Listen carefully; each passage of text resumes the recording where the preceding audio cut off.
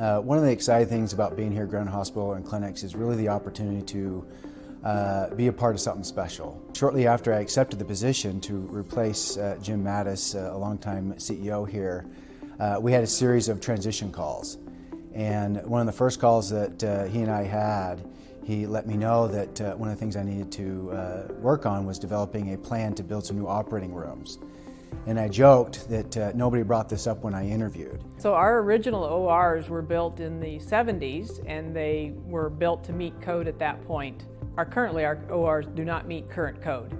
And so that was our big motivation to go here. We are on our second waiver, and that waiver is set to expire in 2028.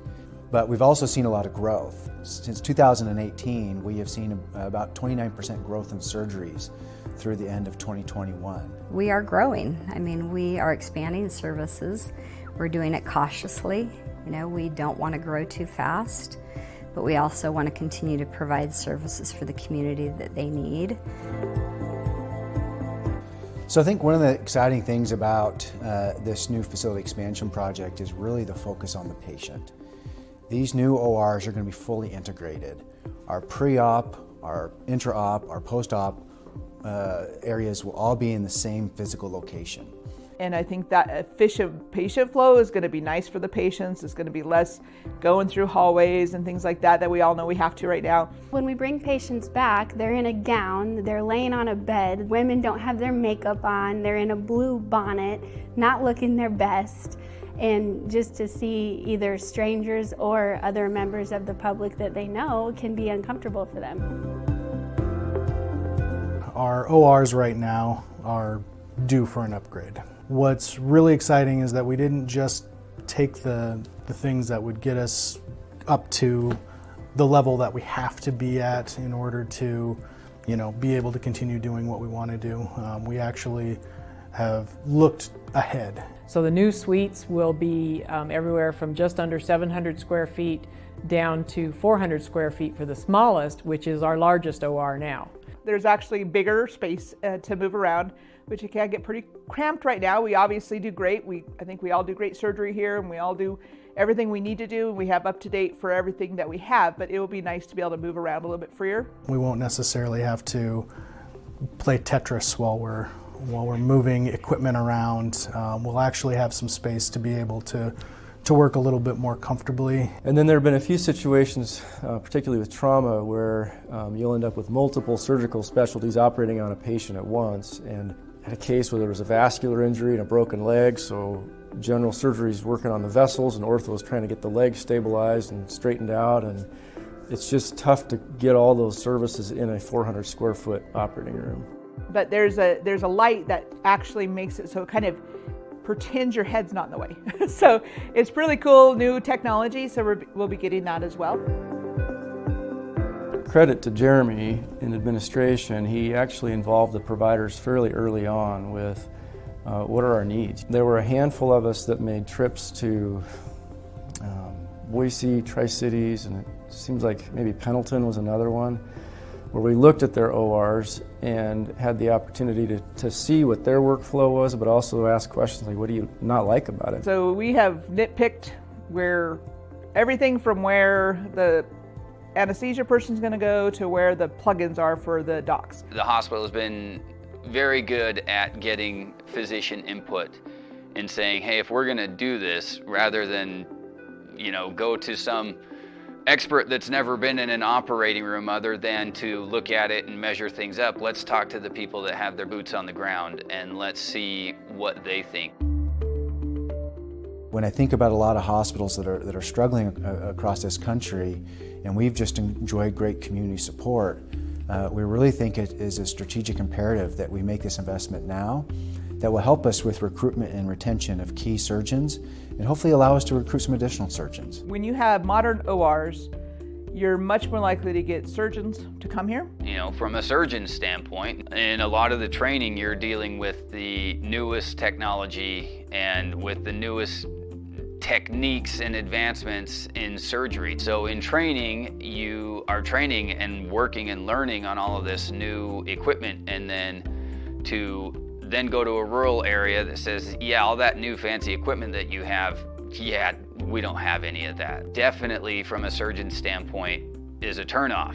If you don't have the operating room facilities and kind of the newer stuff that I've learned on, maybe I'm gonna look elsewhere that could offer that, because that's gonna allow me to use my skills that I worked so hard to develop in training. Most of us are not here because we want to be publishing papers and being the expert in a given field. We're here because we want to do our job and raise a family. I love working in the operating room. I've always wanted to. I wanted to stay rural and serve my community that I grew up in. You know, we're very lucky in our community to have the services we have and not have to travel to see a cardiologist or a neurologist. Also, you have a hospital whose bottom line is, let's take care of the community that takes care of us, not let's see how many pennies we can squeeze out of these people to make the bottom line better for us. People nowadays should expect to have a smooth process for something as serious as having surgery. You know, we talk often about our tagline, big city medicine, hometown touch.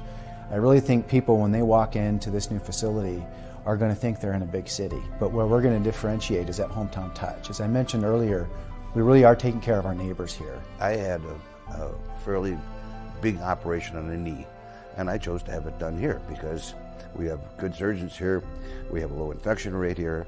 I saw no reason to get in my car and drive to Boise or anyplace else. Ultimately, it's looking ahead to the future to say, well, what is this community going to need in 30 years or 15 years?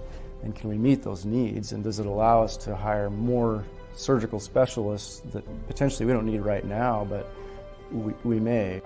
We've also hit that point where we need to look at the cost of, okay, how much does it cost to keep the old up and running versus how much does it cost to build something new? And eventually you hit a point where you say, okay, let's put the costs into the new stuff and build something new that's going to last for another 50 or 60 years. You know, I'm often asked, why invest in a $70 million project when there's a lot of uncertainty in this world?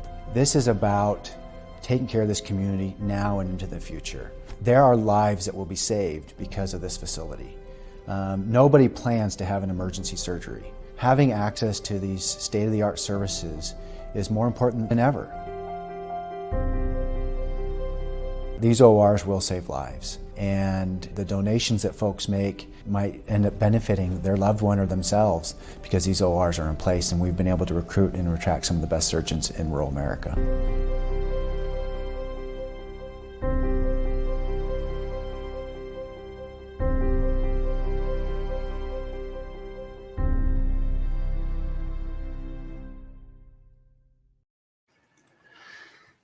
All right. Hey, thank you guys for watching that. And we're with Jermey Davis, President and CEO of Grand Ronde Hospital. Glad you're here, man. Thanks for having me. Yeah. How's it going this morning? It's good. You know, I was just reminiscing, I think it was about 3 years ago that I was in your studio because I was new here. Right. You were here. It was just a conversation between the two of us, and we've talked a ton since then. Yes. Yeah, but yeah, no. So well, welcome back, and Thank you. I'm glad you're here, and we appreciate Marty and the Grand Ronde Hospital being a part of our AM live program, and that brings you here this morning. Oh, well, good. Yeah. So that video, which was awesome, of course, because we produced it, but yeah, that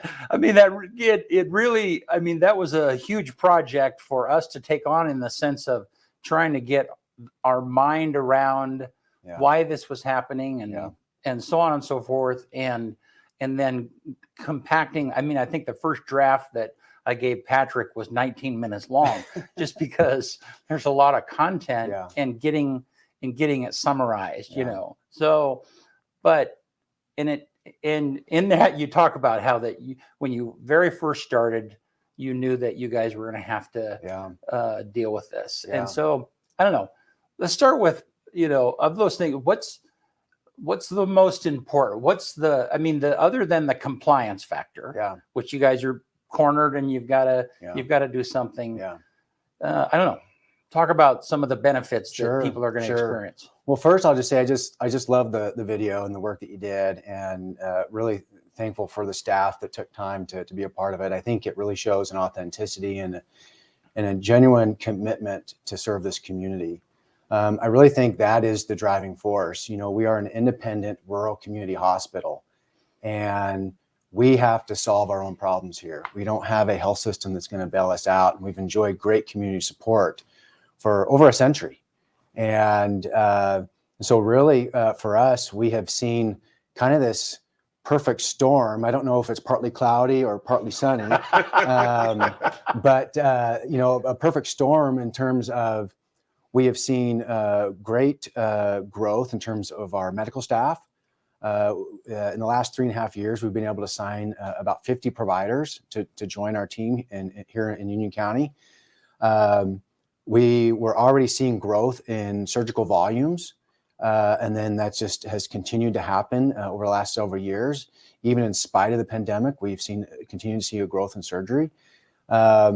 And, you know, really for us, it's as I kind of mentioned in the video, you know, why would you invest in a time when there's so much uncertainty right now? And the reality is it's not that we have to, we need to. Right. If we're going to meet the needs of this community now and into the future, I don't know if there's ever a good time to do a $70 million expansion. And certainly being a hospital that's on a hill, there's going to be complexities with building on a hill and having a campus that's landlocked. But really, I think it's in support of our medical staff, physician and surgeon retention and recruitment. And really, at the end of the day, it's about the patient and giving them the best surgical experience possible, so they stay local for their care. So I'm going to ask the questions, and you all at home, you know, if you have a question, please put that in the Facebook comments, and we'll get that to Jeremy. But I'm going to ask the questions that people, it's like, do we really need to spend $70 million? Can't we upgrade the surgical suites for less than that? And why did we choose to do so more? There's really two factors. One is our current physical location of our ORs. There is not enough ceiling height to address the code issues. Okay. And so that's number one. We just don't have the ceiling height for the duct work and all the other extracurriculars that need to go into that. We just can't do it. The other thing is where our ORs are currently located, we have adjacent service lines. We have radiology and we have others that are around the ORs. So we need more ORs. Right now, we really only have 3 general use ORs. And according to our data and the consultants that we've engaged, we need 5. And so we kind of are just in a pickle where not only do we not have the ceiling heights needed to address the code issues, but we don't have the elbow space to expand. So we had to find another spot. And really, in terms of Grand Island Hospital, I joke with our staff, it seems like a hard hat is standard work attire there. Every time we do a construction project, we seem to outgrow it the moment that we move in. We just enjoy great community support, and we've got great surgeons, great providers, and a lot of folks are staying local. And I think, you know, if there's ever a silver lining to the pandemic, and I think there are some for folks, but we had a lot of folks in the community who I think gave us another chance. Mm-hmm. Maybe they were going to Tri-Cities, maybe they were going to Boise, and they were nervous because, you know, early on in 2020, those were COVID hotspots. We weren't having a lot of COVID here. And so a lot of patients were staying local for their care, knowing that we had recruited new surgeons, new providers, new physicians, and they found that, wow, this is great. It's personal, they're compassionate, and it's convenient. And so I think that has helped support some of our growth trajectory. And then lastly, I would say, you know, in Union County, we anticipate the Medicare population to grow. And as we know— Wait a minute, I take that personally. Yeah, I know. Yeah. And we know that the Medicare population are, as a whole, are higher utilizers of healthcare services. And so, again, we don't want to be reactive. Mm-hmm. We want to be proactive. And, you know, certainly, so I started in November of 2018.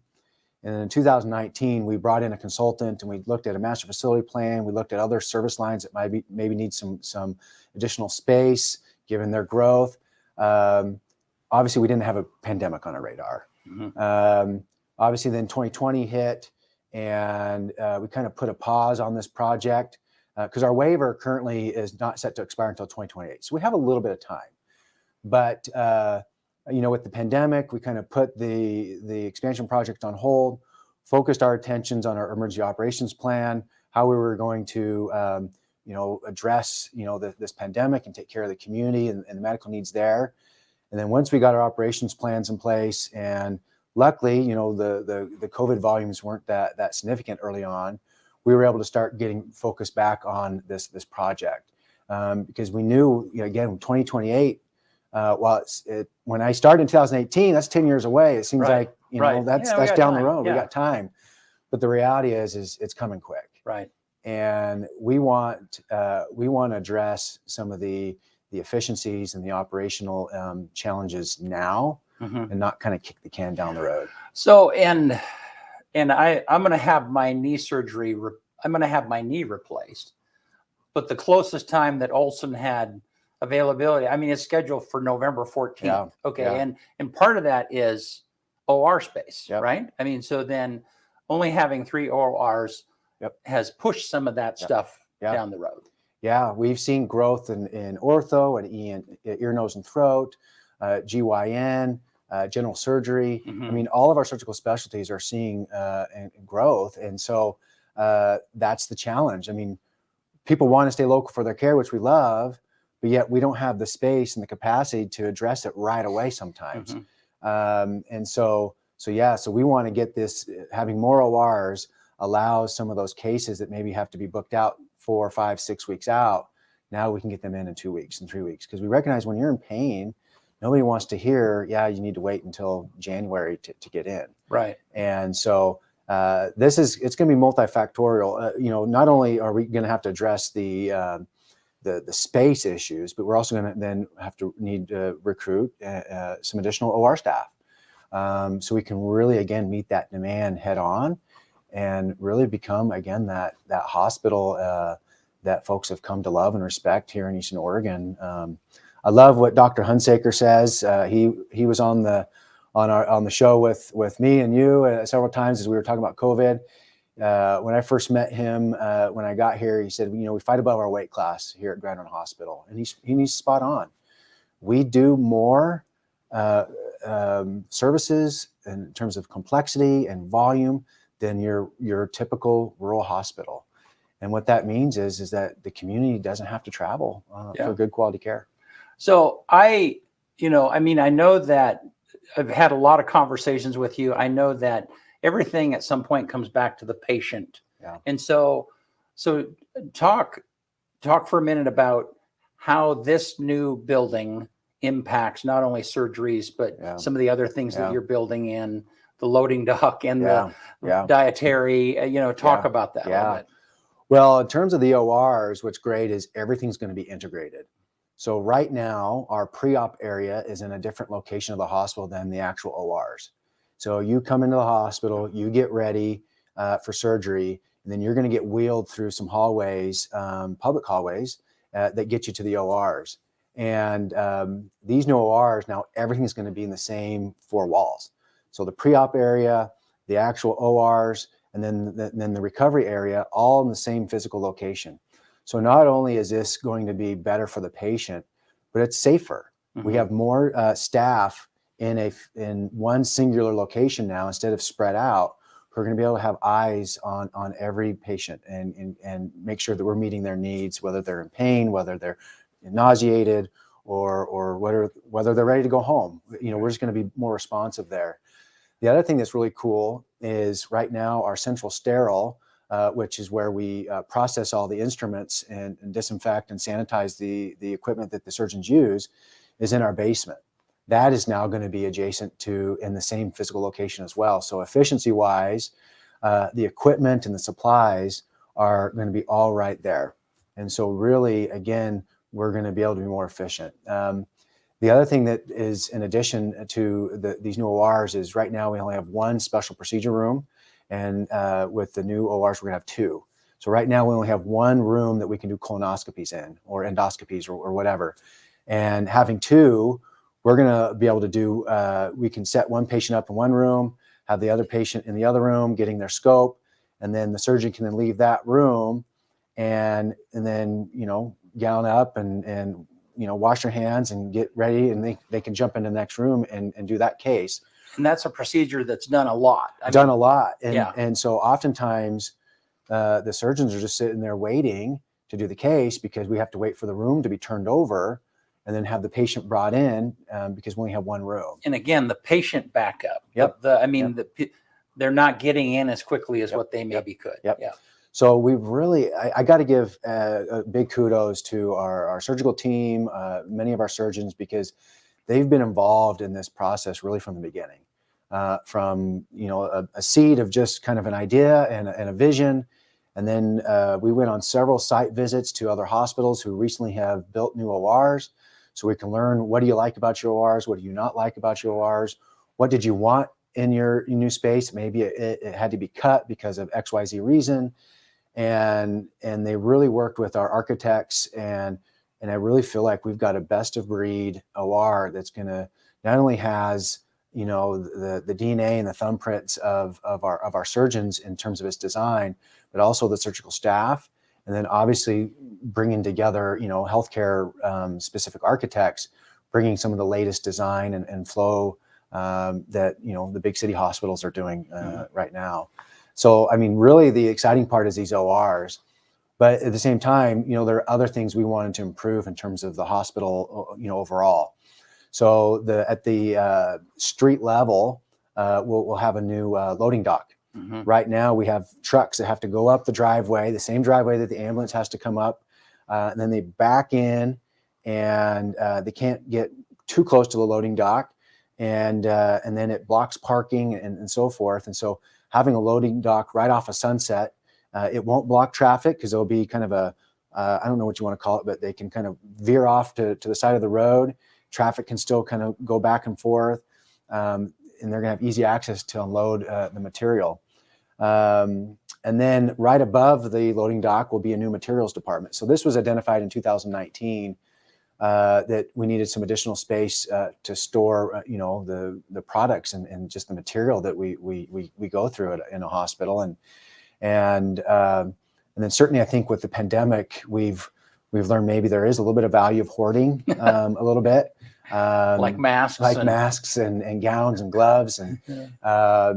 And so this is going to give us a little bit more space to store some of those, you know, needed supplies. So we have a little bit more of a safety stock on hand, because we still see some supply shortages. Mm-hmm. And I know other businesses are facing this too, just given the effects of the pandemic.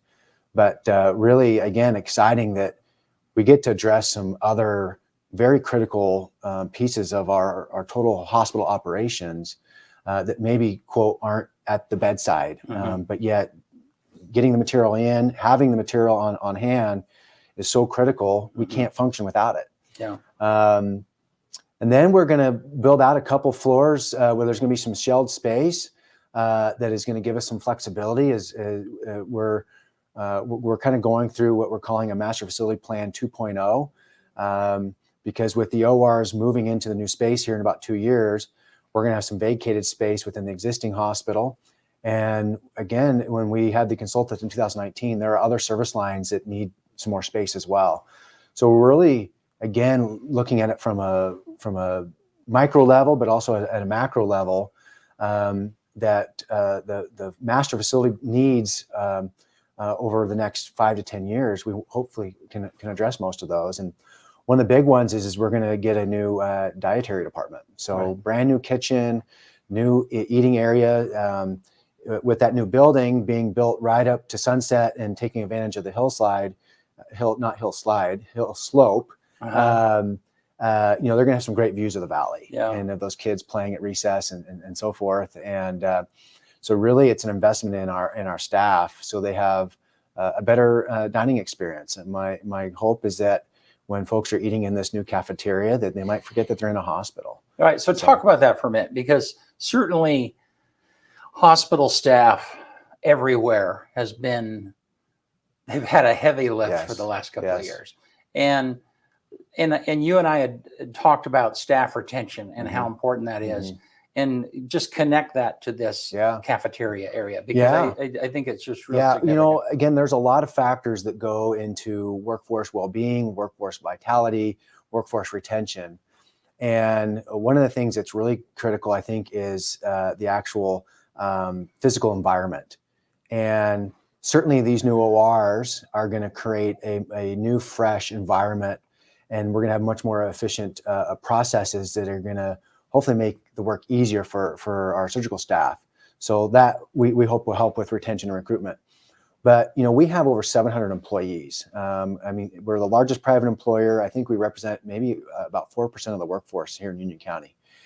And so as an executive team, we just kept thinking, what are some of the things we can do with some of the space that we're going to have that's going to give our staff that rejuvenation, that when they get a break, that it's really a break. And I don't know about you, but when I'm stressful and I'm worried, I like to eat. And so, and making sure that it's good quality food, and making sure that the space, again, is conducive to healing and wellness. Really, that's kind of the vision that started. And as we started working with the architects, and we knew that we were going to have a little bit of square footage underneath the ORs, as we were kind of building up the facility, so those ORs are on the same level as the main floor. It just made a lot of sense. Like, if we're going to do something bold and something big, not to say that the ORs aren't big, now's the time, right? Because we're going to have the construction company here.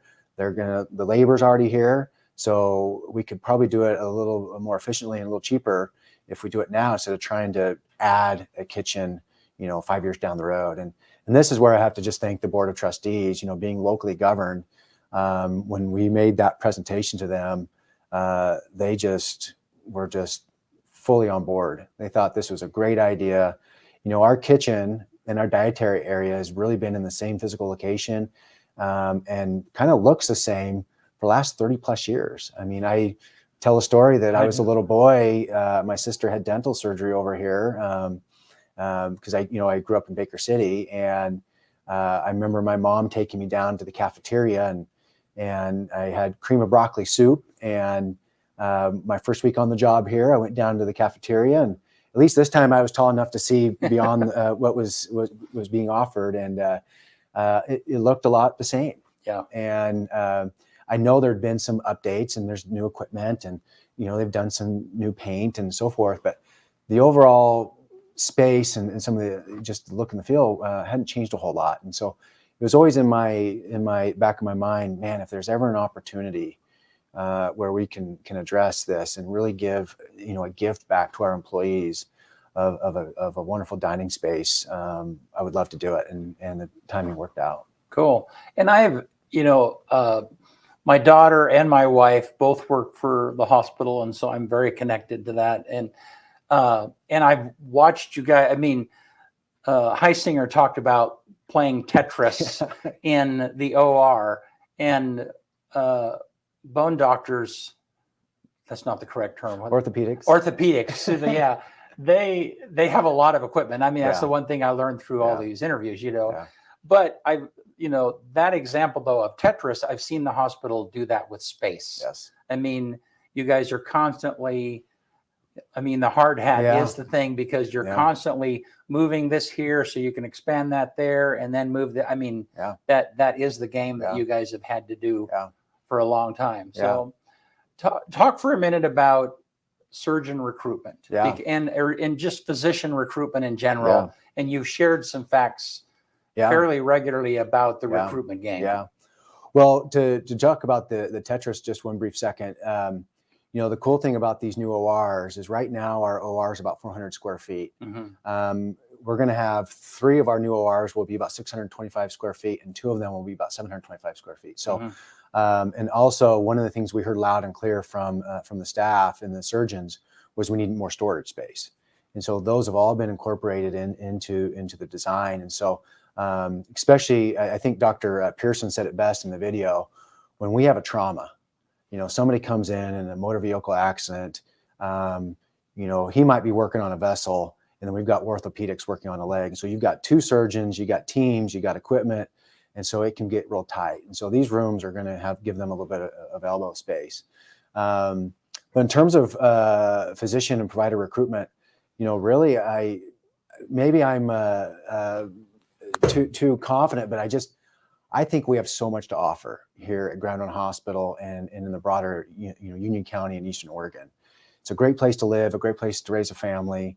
Being part of an independent hospital where the money is local and the decisions are local, and you really get to, everybody at Grand Island Hospital gets to play a part in our destiny, because we don't have anybody that's going to bail us out. And I think that it can be professionally rewarding for a lot of folks. It can be terrifying as well, because if we don't get it right, the consequences can be a little bit more dire.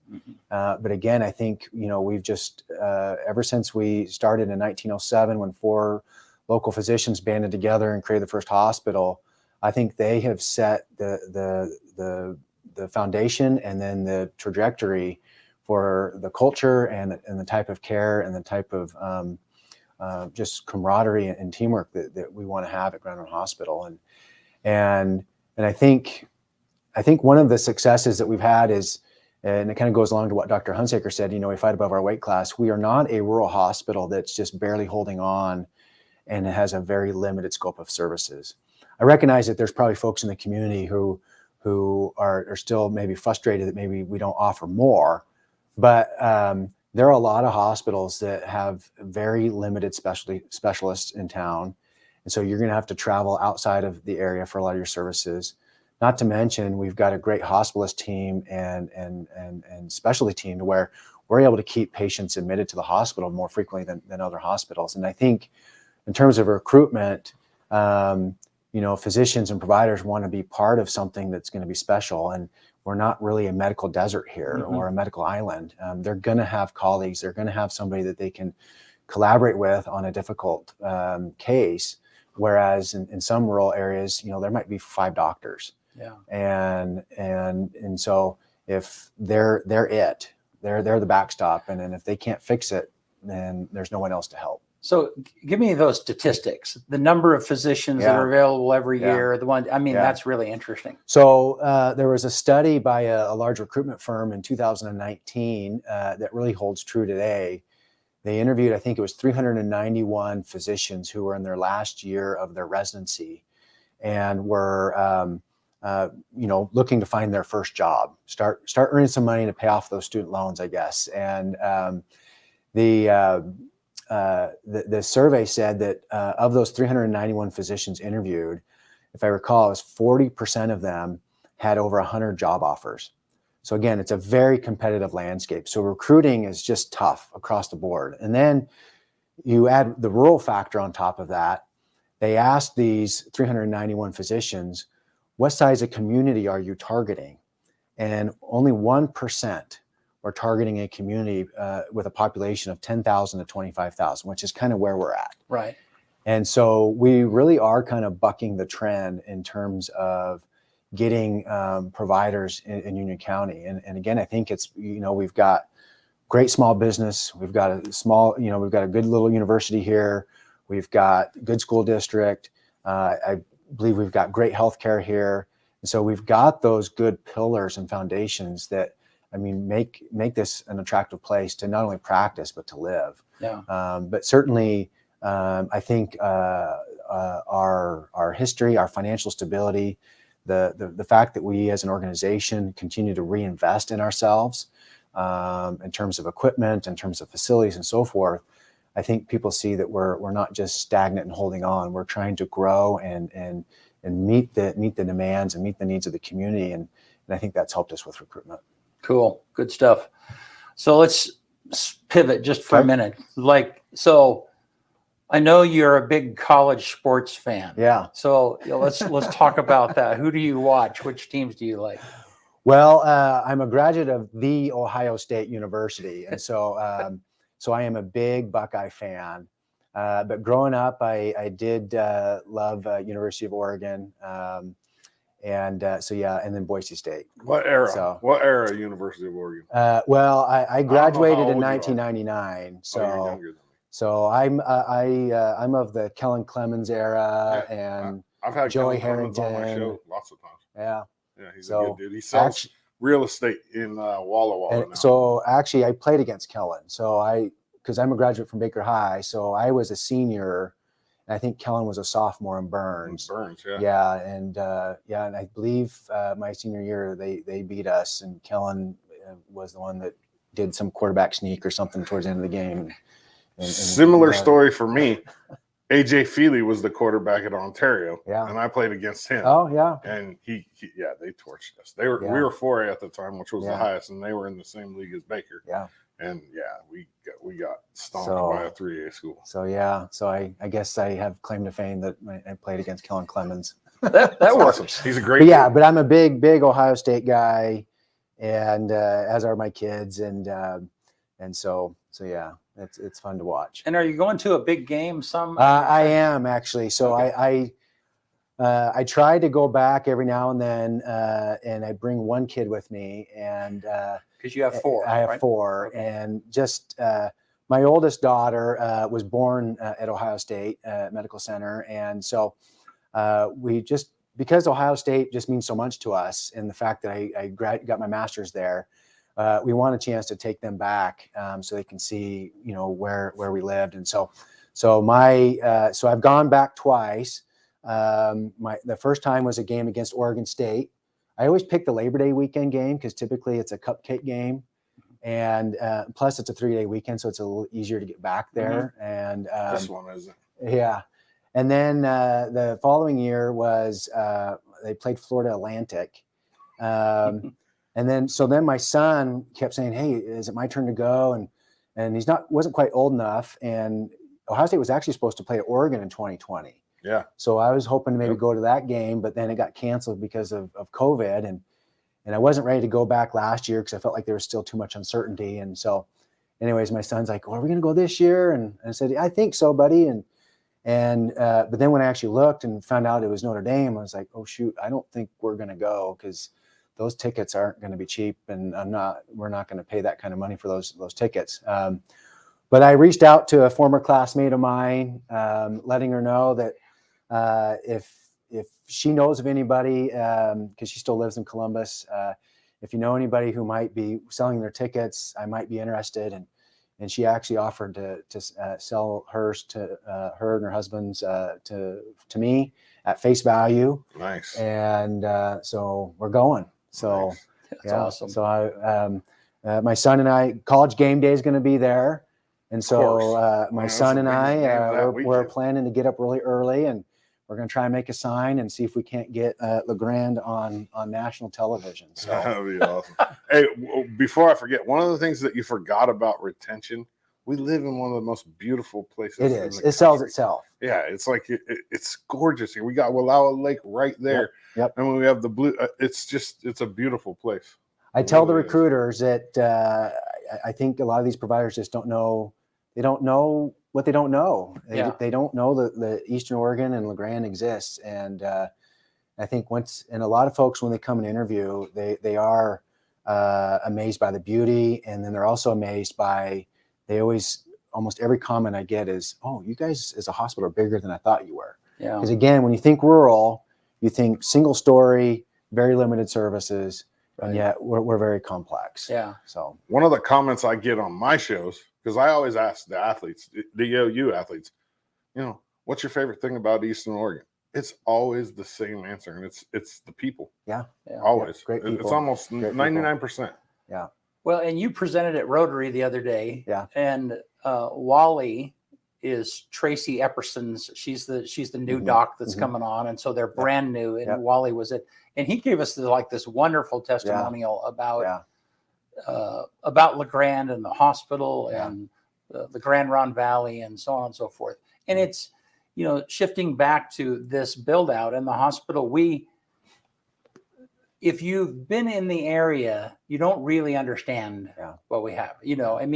Unless you talk to someone who is also in a critical access hospital, they don't understand that, we're really unique to have some of those things I'm sorry. So a brain doctor and a skin doctor and a cardiologist, they A all heart have, doctor. they all have the right terms. Yeah. But Yeah. still, I mean, for an area that and even 20 years ago, our own people were having to go out of town for those services. Yeah. So those are amazing things. Well, and you bring up a good point. So, Dr. Epperson is a new psychiatrist. Right. Again, very tough specialty to recruit. Every community across this country is trying to figure out ways to improve access to mental and behavioral health services. And so we just feel so fortunate that she's come and joined our team here. And, but I think, people don't realize, and maybe your audience might not realize, but there's quite of a production to get a provider here. I mean, not only do I typically interview them, then they talk to a fellow doctor in their specialty here. And then we bring them out for an on-site visit, and then we're getting real estate agents involved. They're doing a community tour. They typically have a dinner. We're having to lodge them somewhere so they get a chance to look and feel. And almost all the time, folks are, man, the community is so friendly. It's nice. It's clean. They love the wide open spaces, the hiking trails. So you're right. There's so much to offer here, and our best resource is just our people here. Yeah. And Agreed. And so we just got to get more folks coming and interviewing because I think it sells itself. Yeah. And I'm the president of LeGrand Main Street downtown, and I'm kind of on the other side of like, oh man, we got this problem, and we need to do better here, and we do better here. And so it's so wonderful to have someone with fresh eyes going like, you guys are really cool, and because that's really hard to see when you're in the muck trying to make it better. We are our own worst critics. Yeah. And, but again, I think we want what's best for our families and for our children and for the community. And I think, the fact that Jim Mattis, my predecessor, was here for 35 years, the typical tenure of a hospital CEO is about 3 years. Yeah. And there's a lot of turnover. And so the fact that, he was here for 35 years, and we have numerous employees who have 30 and 40 years of work at GRH, that loyalty and that commitment to the community is just unheard of these days. And again, I think it's what makes Grand Island Hospital special, and is that we're hiring folks that really want to see our hospital and see this community thrive and be successful. Because as I mentioned early on, we're independent, and if we don't do it, who will? Right. And we could spend a half an hour just talking about the significance of the independence. Yeah. Because there's a lot of these things that have taken me a while to finally get my head around and understand the difference and why that matters. But the bottom line is that some of those specialties that I mentioned before, those are because we're independent. Oh yeah. If we were in another hospital on either side of us, controlled by larger hospitals in bigger cities, those decisions to not have those specialties, they're made because, we're not going to put that specialty in that hospital because there's not enough population base to pay for itself. Yeah. And since we're independent, we have the ability to make some of those decisions that this is what the community needs. Yeah. And, one of our core values at Grand Island Hospital is creativity. And I think, that really in a nutshell is what you're speaking to, is that we have to find ways to meet the needs of the community. And if there's a specialty that we don't have, maybe that specialty needs a population base of 60,000 patients. Well, okay. Well, can we find one that maybe will come here twice a month? And so that way the patients don't have to travel. We bring that doctor or that provider here.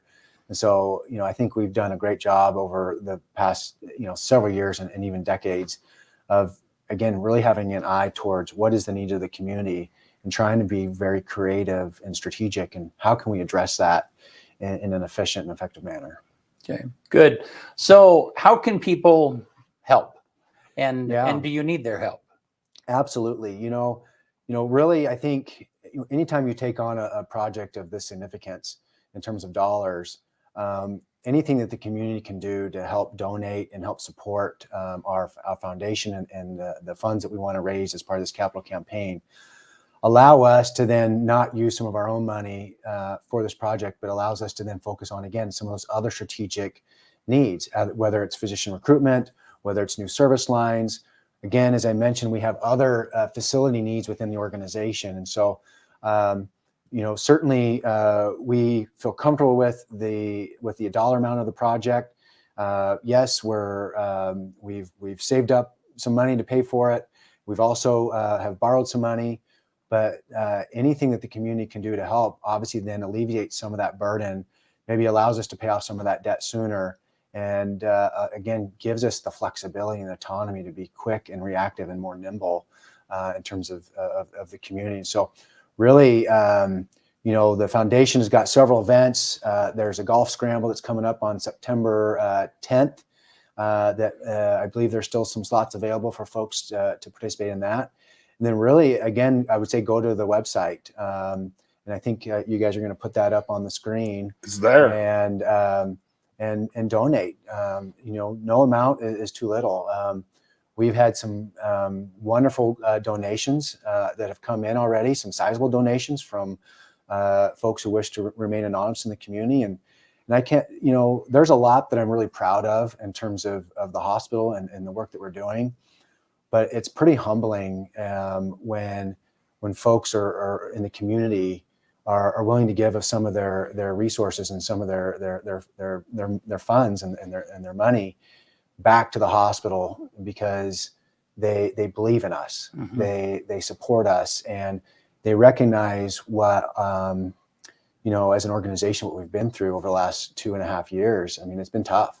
Yeah. And we've had to we've fought, we've clawed, we've scrapped, and we've went through a variety of mandates and obviously lots of uncertainty. And, we're still reeling from those effects. It's been tough on every healthcare worker. And so I think these funds that come in really help rejuvenate us as an organization, as a staff, that people do appreciate the work they're doing. And they don't take the hospital for granted because, we are a business, and I know that maybe folks don't like to hear that as a hospital, but if we don't manage our expenses well, we could go bankrupt or close like other hospitals have in this country. And so it really takes a community. They say it takes a village to raise a kid, and I think it takes a community to support a hospital. Right. So and not only in them giving, but actually being a patient. Yeah. Yeah. But we want to earn that business. Right. And I think, and again, we've done a great job. We enjoy great patient satisfaction scores, but absolutely at that buy local mentality, doesn't matter whether it's small business or whether it's the hospital. We want to earn that business, and keeping that business then helps support Union County in general. And so this will be done in about 14 months from now? Barring any surprises with construction, I believe we'll take occupancy of the new building around May or June of 2024. Okay. So we're a little less than 2 years from now. Okay. And when it's done, it's going to be beautiful. Oh yeah, absolutely stunning. And I really encourage folks, if you want to see a rendering, you can go to our, I believe it's on our Facebook page, or you can go to grh.org, and there's actually a banner on the top of our webpage that you can click on a link that goes to the facilities expansion page, and you're going to be able to see the end rendering of what it's going to look like. Well, and then there's a big billboard that shows you what it's going to look like too. And we're going to post progress photos on Facebook and so forth. So yeah, it's going to be a beautiful project. And we're actually, one of the things I'm really excited about too is, we're going to have some pretty big cranes and equipment there. And we've already been in talks with the school district and especially Central Elementary about, this is going to be a pretty cool opportunity for some of these kids to see some pretty heavy equipment up and close. And so again, we're not looking at it just from a hospital-centric position.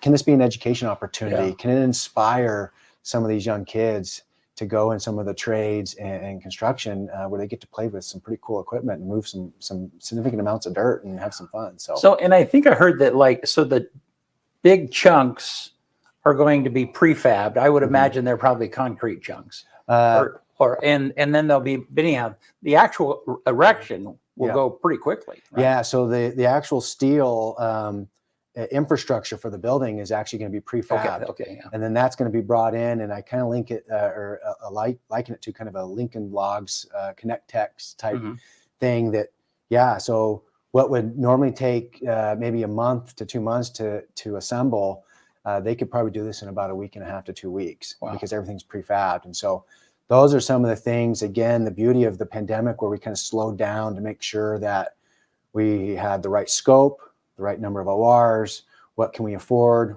what's the right, this is one of those where we could save some time on the construction by doing this new innovation with having these prefabs. So yeah, there's all kinds of cool things that are coming out in this project, and it's gonna be fun to watch. Cool.